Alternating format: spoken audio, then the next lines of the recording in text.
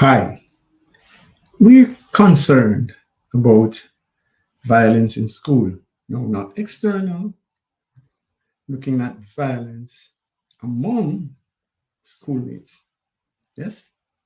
And so 2 months ago, I happened to be right front and center involved in an incident related to violence within schools. No, I wasn't the protagonist. So I lead devotion. I go and provide an inspirational talk at elementary school on a Monday morning in their devotion. So I usually go beforehand to make sure that I connect with my audience, learn more about students, see if I can engage what's happening to them. 2 Mondays ago, I was there, and a young man was huffing and puffing with a big stone in his hand. So obviously, I stopped him, held on to his hand, and tried to get him to calm down because the cortisol was obviously raging in his mind. He was in a rational state at that point. Learned that one of his colleagues had said some derogatory things to him, and he was going to throw this stone into her face. True story. Yeah, it took a long time to get him to even be able to hear me. I mean, listen to me. I mean, obviously the sound was coming in, but in terms of to listen to me, finally got him quiet. Actually brought him into the assembly in a state where he could function. That morning, I had planned to speak about being our brother's keeper. Being our brother's keeper. Of course, that relates back to Cain, who, when God asked him, where's your brother? He says, am I my brother's keeper? Sorry. So the point I wanted to make was, let us look at a Cain mindset as against what we know as the Good Samaritan's mindset. And that was the challenge that we wanted to look at. What kind of life do we want to look? Do we want to look at the aggressor who would actually harm our colleagues, or would we want to go out of our way to provide kindness? That was it. And so that was the message. And I actually spoke about this particular incident where there was this conflict and what the conflict could lead to. Right. Last week, I go back and they call me Uncle Trevor. The gentleman, young man, came up and says, hi, Uncle Trevor, good morning. Completely different person. And hear this. He had a sweet, and he actually gave a sweet to the young lady in whose face he was going to throw this big stone. Amazing. And so that, to me, why am I raising it today? Because it actually speaks to the topic for today, which is to look at discerning listening and emotional intelligence. And for me, what happened here is that the young man actually listened in a discerning way. He didn't only hear. What one of the keys to discerning listening is not only that you have the information coming in, but you actually are able to understand it and that you are able to apply it. That is really where we want to go. And that is a skill that's not generally available. Sometimes we hear, and when we are in a bad state, we don't really listen and we don't apply. So that is an anchor to emotional intelligence, which is the other thing. He actually showed emotional intelligence in that they reconnected. He actually understood that as a part of this new connection, this reconnection that we have had, I am even willing to share, give you, and we talk about a random act of kindness. Well, that's it. Beautiful.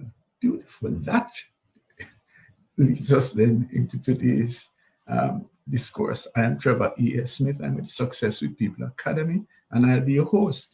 We work to get this done in about 30 minutes. Just ask you to put away everything and let us get this done.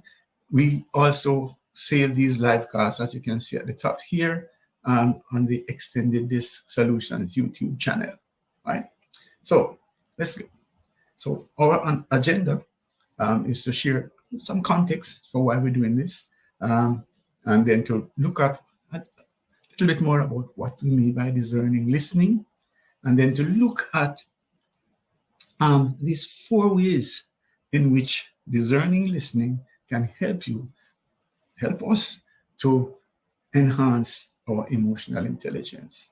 Of course, we usually challenge you to look at things from a different perspective. That's our different lenses feature, and talk a little bit. We definitely do not go into heavy promotion in these live casts, but just so that you know who we are. And in that context, I just want to share this quickly with you. If you see running at the bottom here, I'm offering a copy of our Discerning Listening. That book that you see there on the right makes a huge difference. It's well put together. It's aesthetically pleasing. So I'm offering you just have to send an email to info@successwithpeople.com and .org, sorry, and you'll get a Discerning Listening copy for your own personal copy. But let me just share something. These Success with People live casts are available. We run them live on LinkedIn, Facebook, as well as on YouTube on a Friday at this time, and also on Wednesdays. And we actually, getting confused here. On Wednesdays, we send out the recording to our mailing list. Right? We also have a leadership DNA club on LinkedIn, totally advertising free. You don't have all of this thing where people just dump stuff. So if you want, you can become a member. Just ask. Send me an email again at info@successwithpeople.org. And of course, on Thursdays, we send out the Success with People newsletter. So if you want to get these things directly into your mailbox, we don't confuse you with a lot of stuff. On Wednesday, as we say, we send the recording out, and on Thursday, you get the newsletter. That's it. But now, today, if you wish, you can get also a copy of Discerning Listening. Let's move on. So, what's the context? Did you know that emotional intelligence is the strongest predictor of performance, accounting for 58% of success in all types of jobs? This is according to a study done by Talent Smart. Here it is. Did you know that a survey by Career Builder found that 71% of employers value emotional intelligence over IQ when hiring? So the emotional intelligence is topping IQ, important. There's this companies with emotional intelligent employees had higher levels of productivity, customer satisfaction, as well as lower levels of employee turnover. Worth it. So, as we're seeing here then, emotional intelligence is important. But so what? From our point of view, for me, for you, emotional intelligence can make a huge difference at a personal and professional level, including communication improvement with our relationship, deepening them, helping with our decision making, also helping us to be more resilient in these troubled, fast changing times. But hear this. One key element of emotional intelligence is empathy. Yes? And by practicing discerning listening, we develop a deeper sense of empathy as we learn to recognize and respond to the unique listening styles and preferences of others. So some of those nuances that we're missing, some of those emphases that we are missing with discerning listening, we can capture them and become more intelligent emotionally.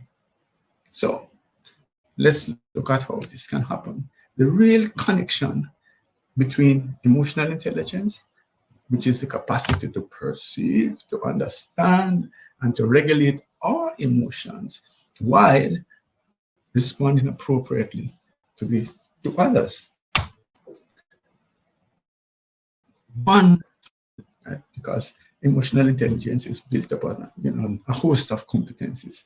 One critical one is this capacity to listen with discernment. And so by exploring and understanding at a deeper level the techniques of discerning listening, we can actually get to a deeper understanding of ourselves and of others, and which of course then will lead to improvement in our relationships as we enhance our emotional intelligence. So what is this discerning listening concept? From the way that we have written it, with capital DISC, there's an indication that it is built on the DISC framework, the popular DISC framework: dominance, influence, steadiness, and conscientiousness, which are mindsets, which are behavioral tools which we use to navigate through life. So this little graphic on the side here would, for example, indicate how someone who is listening from a position of dominance would prefer to receive their information. They would want you to be direct. They would want you to be concise. They would also want the focus on outcomes. If you're listening from the position of influence, they want informality. They want you to engage them. And the focus should be on connecting. If you're listening from the steadiness toolkit, you really want people to be polite, respectful. You want them also to be attentive. You don't want them to fiddling all around. Pay attention. You're talking to me, talk to me. The focus then should be building trust. If you're listening from the conscientiousness toolkit, then you don't mind the formality. Yes. You want people to be attentive as well. And the focus should be on providing information, providing evidence, giving me information, giving me good answers to my questions. That is the kind of understanding that we can get to when we are able to identify what listening style my audience is using, and I can actually adopt my approach such that we connect at a deeper level, so that we avoid misunderstandings.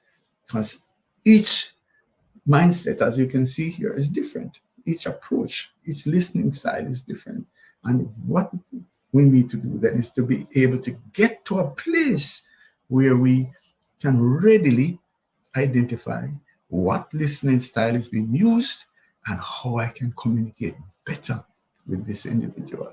So here are 4 ways that discerning listening can help us to enhance our emotional intelligence. The first one, and the big one, is self-awareness. We have to understand ourselves first before we can adapt it, right? That's the right word. Adapt it to this listening style of those with which we want to communicate. So this requires a high level of self-awareness. And by the way, self-awareness is a critical component of emotional intelligence. So by practicing discerning listening, we get a greater awareness of our own communication style, including how we prefer to offer and receive feedback, as well as how we want to give and receive information, instructions. That, by the way, is a tricky area in organizations. How people give feedback, how they respond to feedback, how they give instructions, how you're receiving instructions. Those are critical factors. And we should start by understanding our preferences. Of course, it will not hurt for you to do a formal behavioral DNA assessment from Extended DISC. You can talk to us about that to get this behavioral DNA assessment, which looks at your listening style as well as other aspects of your behavioral preferences. All right? No big commercial here.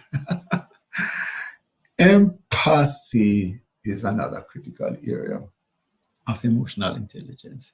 And listen to this. Paying attention to someone is really one of the greatest compliments you can give. If you're having a conversation and the person is there engaged, waiting for the next word out of your mouth instead of fiddling and looking around, that's a compliment. What that says is that I care about you. I want to hear what you have to say. And that attentive listening helps to build rapport, builds trust, and of course, that in turn deepens our connection. So, developing discerning listening can endear you to others as you demonstrate that you value and respect their relationships, their thoughts. I want to hear your thoughts. Tell me some more about this. I want to respect your feelings.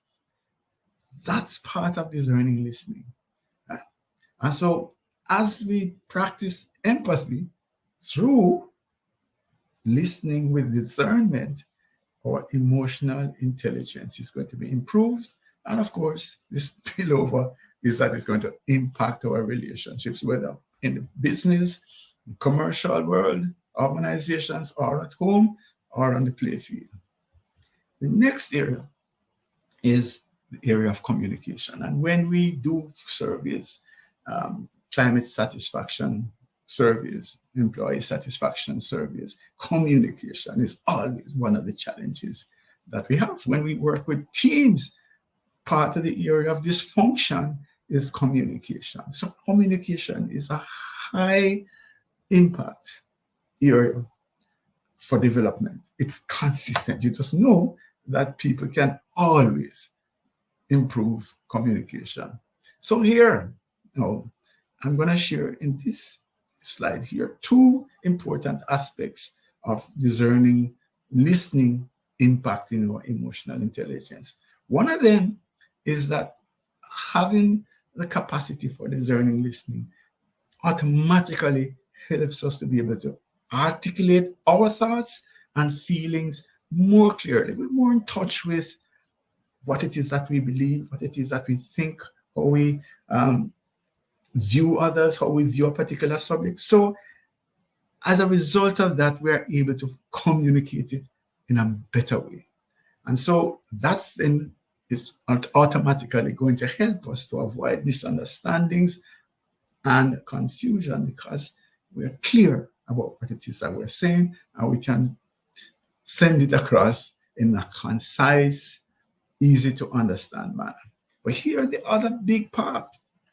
Discerning listening is an ongoing process. One of the things that we will find as we embrace discerning listening is that we're going to be acutely aware of patterns, of nuances of communication styles of others. Whether it is a newscaster, whether it is someone who is speaking, we're going to say, hey, I like that. Or maybe that didn't go so. So we are alert to how people are communicating, how information is being exchanged, not only from ourselves or not even directly, we can observe, but also when we are communicating with our colleagues or, our relationships, we actually can be better attuned to little cues that we have been missing. And those cues can help us to adapt our style so that we can increase our influence, our impact, and of course, better our relationships. That's it. Some of the little things that we're missing. Oh, here it is. I was listening to a Blink. I think the lady's name is Divine. I'm not sure.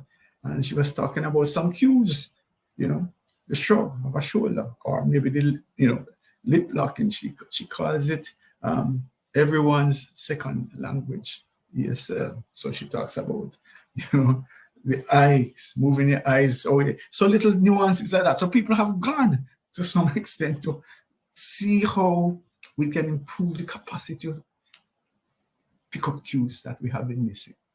So we're not just there to throw out information. We are there also to watch and to learn and to see how we can actually adjust our things. So for example, we might adjust our tone, our pace, and even the choice of words to better align with the listener's preferences. Yeah? So it's easier for them to not put up barriers and to engage with us. One example that we have used in our workshops is the idea of the word just. The word just, why, just do this, just do that. For someone who is listening from the D style, it sounds as if you're pushing me, you're giving me a command, you know. So even the Nike thing of just do it, how you mean just do it? It's defense right away. So the idea of even words, the choice of our words make a difference. And those are some of the competencies that you develop as you focus on discerning listening. So that then gives you adaptability. It means that you can go into any conversation and be quickly able to identify these nuances and make a shift. And that, friends, is a hallmark of emotional intelligence. And so it will help you then not only to be more intelligent emotionally, but also to build stronger relationships and to achieve your outcomes in both your personal and professional life. Let's move it forward. Building relationships. Obviously, this should be there as well. Discerning listening is going to give you the capacity to deepen relationships and to win new friends, if you will, or to connect with new individuals, right? Because it really is a platform for bonding. For example, if you're communicating with a D-style listener, the results driven, you want direct. So you want to move quickly to the bottom line. You don't really want to go around all sorts of, merry-go-round before you get to the point. However, in contrast, if you're communicating with someone who listens from the S style, they have no problem with understanding the background, understanding the story, context.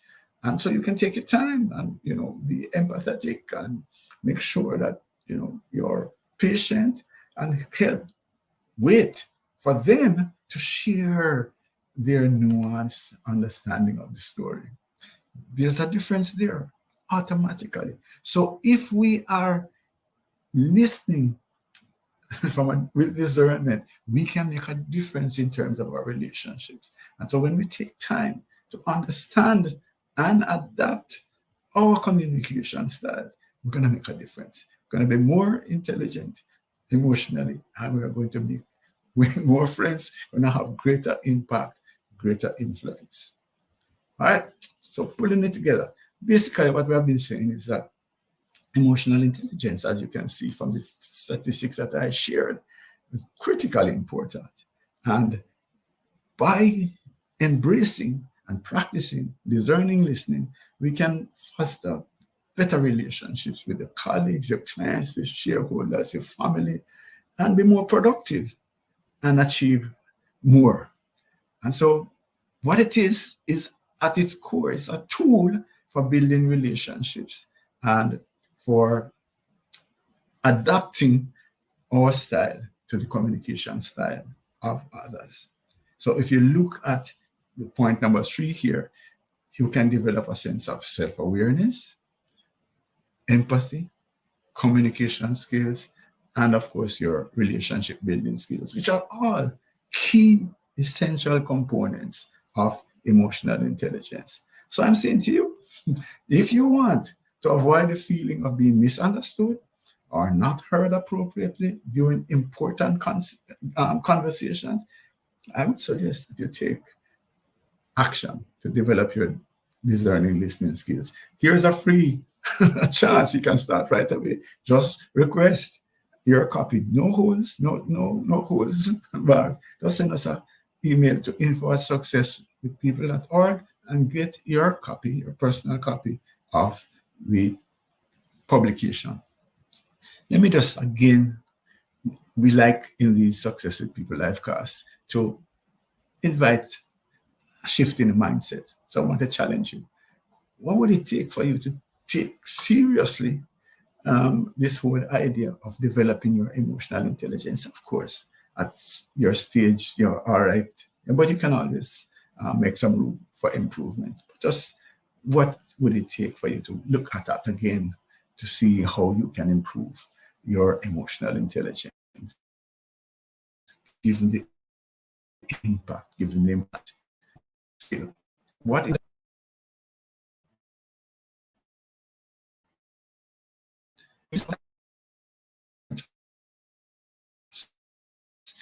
It could identify the listening styles and adjust your listening style to the audience.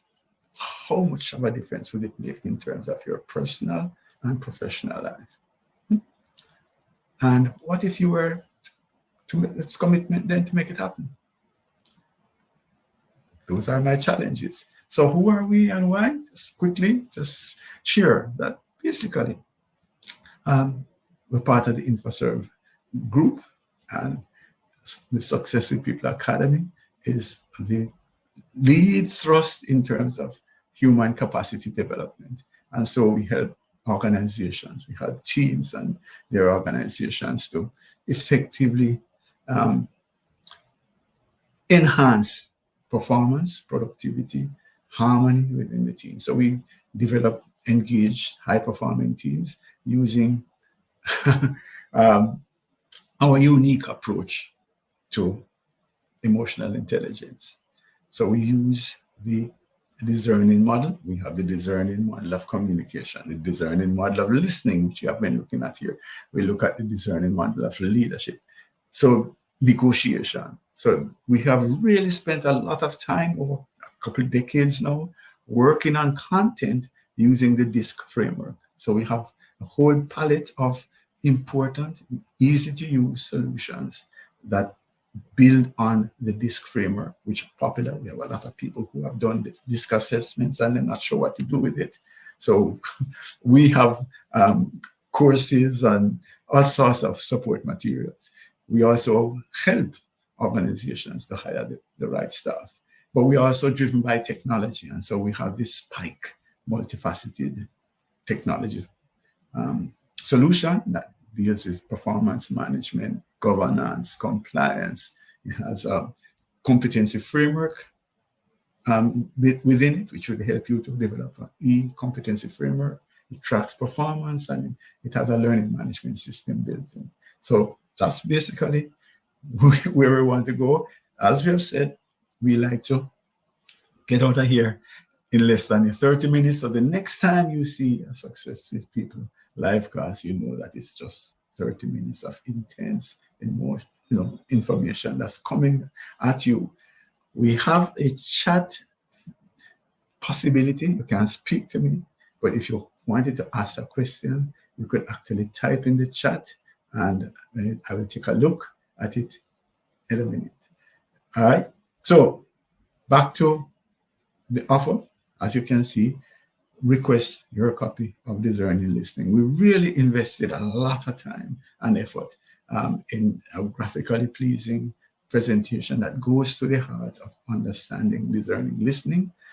In all earnestness, we would suggest also that you do your own behavioral DNA assessment, which looks at your listening style, looks at your leadership style, and a number of other areas, your project management, customer service, time management, all of that is included in the assessment. So send me an email, you can make it happen. And if there are no chat issues here, I have my colleague here, so you could just indicate in the chat if you have a question, if you have a suggestion, or if this has had any value for you, you could actually